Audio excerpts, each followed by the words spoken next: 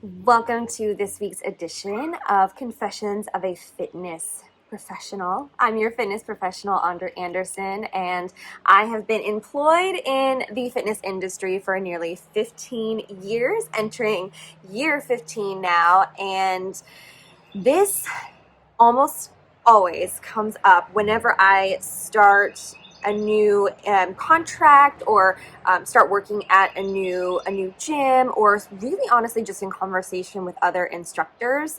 The idea of fitness being a real job. Is fitness a real job? And it almost always comes up in this particular way. And if you are a fitness instructor, please comment. Let me know if you get this question as well. Someone will approach it, and this happened to me maybe not even 10 days ago. What's your real job? Or if they find out that I do something other than teach fitness classes, because for most of my clients, they know me because of fitness. They don't know me in any other context, to the point that it's actually kind of weird to see them in the real world wearing real clothes. That's why I try to do these in real clothes, because yes, I do wear things other than my FWA gear and athleisure. I do. I wear real clothes. But it will either come up as, is this your real job? Or, oh, you have a real job. And it's like, wait a minute. And I want to pose this question. I've looked up a few things from the Bureau of Labor Statistics and also NASM, one of the leaders in overall just like sport management, and where fitness instructors and trainers go to get their certifications. If you are a fitness professional, do you have another job or another role? Are you an independent contractor, or is this your full-time gig? A lot of things, when I was kind of Googling to see, do fitness professionals have more than one title? What other things do fitness professionals do?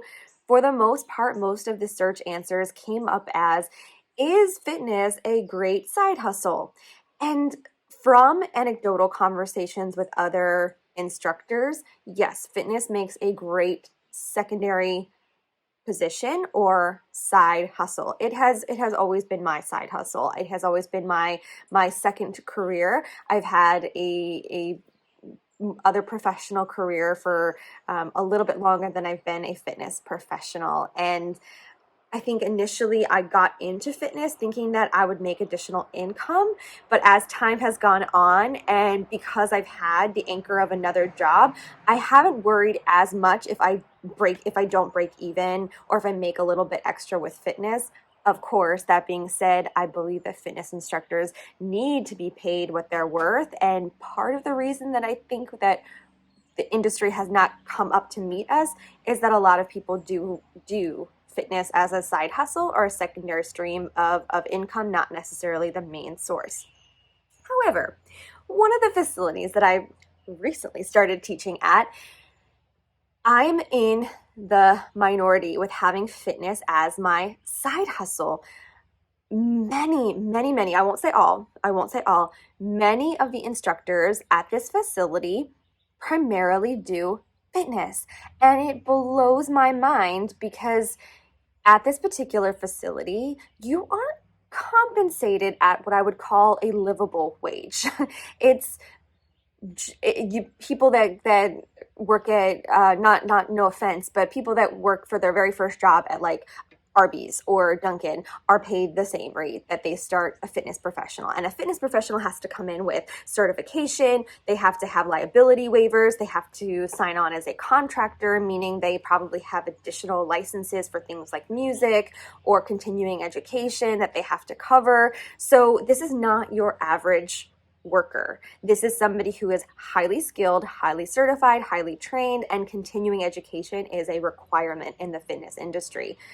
I'm sure there are probably instructors that don't continue education, but none that I know. I know every instructor that I have personally encountered is continuing education, is getting additional certifications, is making sure that they are at the top of all of the different possibilities and things that exist in the fitness world. according to, let's see, looking at the US Bureau of Labor Statistics, the projections for growth in personal training. So personal training is separate than group fitness, yes, but it's all under the umbrella of fitness, is going to increase by 10%. So growing to a need of 330,000 individuals working in the field by 2026. And yes, there is room for all of us. I backed out of personal training because it is so intense and it takes up so much time. And for me, group fitness was just a better bang for my buck and easier to manage as a side hustle with my additional professional career.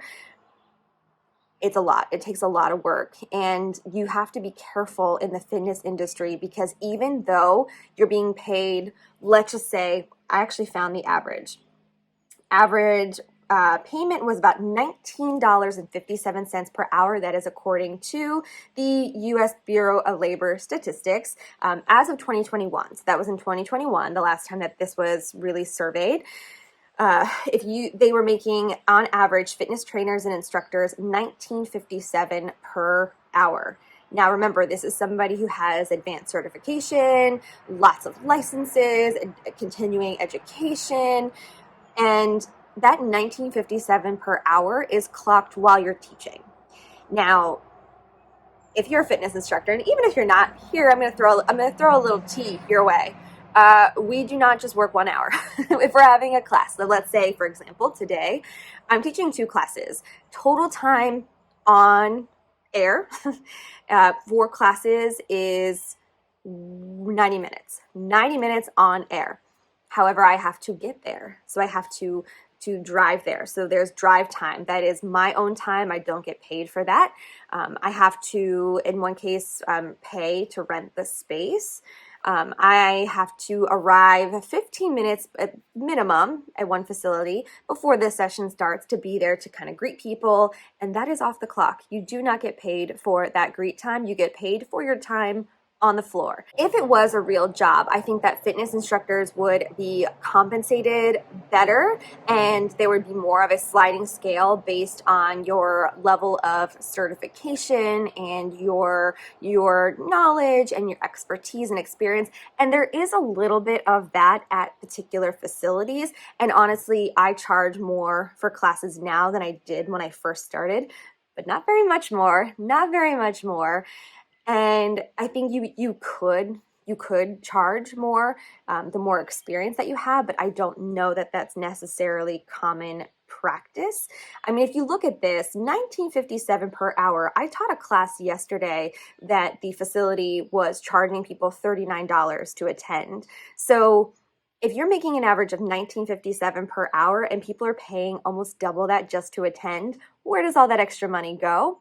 Not to the instructor. I will tell you that. There are facility fees, management fees, space rental, things like that. So even though it might look like they're making about $20 an hour on average, and again, some make more, some make less, that money is not all going into that fitness instructor's pocket. So I think it's a combination of things that make people question whether fitness training and being a fitness professional is a real job. And some of it comes from the way that they are paid. It's also very common for fitness instructors to be contractors, independent contractors, meaning they have their own entity, LLC, or business, and a company can contract them. So I do that at one of my facilities. I'm a contractor. I'm not hired by that organization. I'm not a staff member of that organization. I submit an invoice for each class that I do. We worked out a payment schedule that makes the most sense. And I have to carry my own liability insurance to have that position. So that's a cost. I have to pay for my own music licenses. Again, I'm paying to continue and keep up my certifications. I have to show proof that I'm keeping up my certifications and CPR training and all of those things. So as an independent contractor, you are held accountable and liable for more. And yeah, there's a little bit more money, more possibility for payment. Like I can charge a higher fee, but no taxes get taken out. I I have to voluntarily go and pay those taxes quarterly, or I have to pay a hefty fee if I don't do it through the end of the year if I don't file taxes. So I think that's one of the things that contributes toward people wondering if being a fitness instructor is a real job. And it's so interesting to me that I've encountered more people at one of the facilities where I work that it is their full-time thing. And it's not really full-time. Like they're still kind of working part-time because maybe they're working 5-6 classes a week, which is actually quite a lot. It's a lot. 5 or 6 classes a week is a lot to manage. But that's their gig and that's all they're working. So I was actually kind of caught off guard by an instructor at this one facility that was sort of asking, like, how do you have a full-time job and do this? Like, how do you do both, and why do you have to do both? And it's like, whoa, hold on.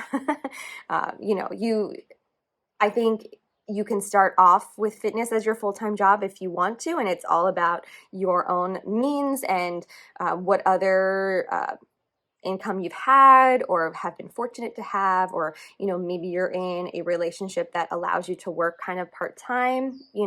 That's great, that's awesome, but maybe you have other interests and other passions and other careers that you would like to follow, and fitness does take a back burner or more of a secondary status. I sort of joke that I have 2 full-time jobs because it really is. Even if you're working part-time with fitness, again, if you have 5 classes a week and you're on the floor for 5 or 6 hours, you're still doing all of the prep work, you're planning for that class, you're anticipating needs, you're getting yourself there, you're making sure you're up to date on all of the certifications. So for each hour on the floor, I would guess you could probably double that for the time out of class. It's almost like when I was in college and the professor was like, if I have you for 3 hours, for 3 hours each week, you better be doing 9 hours of work outside of the classroom in order to meet those 3 hours. So really, it's a 12-hour class, even though we're only in person for 3 hours. I like to think fitness is pretty similar to that. You spend a lot of time planning and prepping and anticipating. And beyond that, I mean, the clerical things like following up with individuals, hey, you didn't make it, here's your refund, or hey, are you ever going to pay for this class? That's the hardest part. People just pay on time. Just pay on time. Don't leave payment floating out there. Just pay on time. It makes it so much better because we're like, fitness instructors are our own accounts payable, accounts receivable, HR, all of the things. So do what you can to show up to class on time and pay on time. Please, please, please. Please, that's my soapbox for the day. But I will say, even if fitness and training is your secondary career or your side hustle, there are ways to continue to make money beyond being live on the floor for a class, right? So NASM has this great list, and I'll link it in the notes in the description and also on the YouTube page. There are so many things that you can get into. You can get into kind of online coaching in addition to in person. I do online kind of passive where I've created a program and people can purchase that program. So I've already done the work. All I have to do is connect the individual to that work. Youth sports, that has been a growing thing. I have gotten a lot of sports teams that have reached out to ask for private classes, which is awesome. So that's something in addition to weekly classes that you can kind of look into. It does take a little more legwork and you do have to sort of put yourself out there, but the benefits of that could be great because the sports teams are gonna keep coming back if they really enjoy the work that you do. Sports performance, motivational coaching, public speaking, getting into kind of leadership and mentoring roles. So there's this great list of ways to take the fitness from being a secondary or side hustle to growing it to being more of a full-time gig. And I don't know if that's for me. I go back and forth. There was a time in my life where I really wanted to go for it, but I was a little nervous.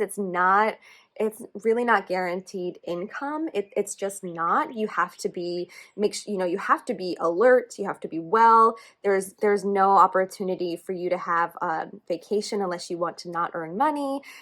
So it's more of a risky business to get into, but high reward, of course. Changing people's lives, you really can't you can't argue with how amazing an opportunity that is. It just really is a lot of legwork. So those are my thoughts. And if you are a fitness professional and fitness is your side hustle, would love to hear from you. Or if you found a way to make it work for you, that it is your full-time gig, we would all benefit greatly from that information and those tips. And I think bottom line is just do what works best for you. There is no right way. Is fitness a real job? Heck yes. And can it be a full-time job? For sure it can. Does it have to be? Absolutely not. So I think you take it with however you get the most out of it. So that's the tea. That's this week's Confession of a Fitness Professional. Thank you so much for joining me, and I will see you again for another confession very soon.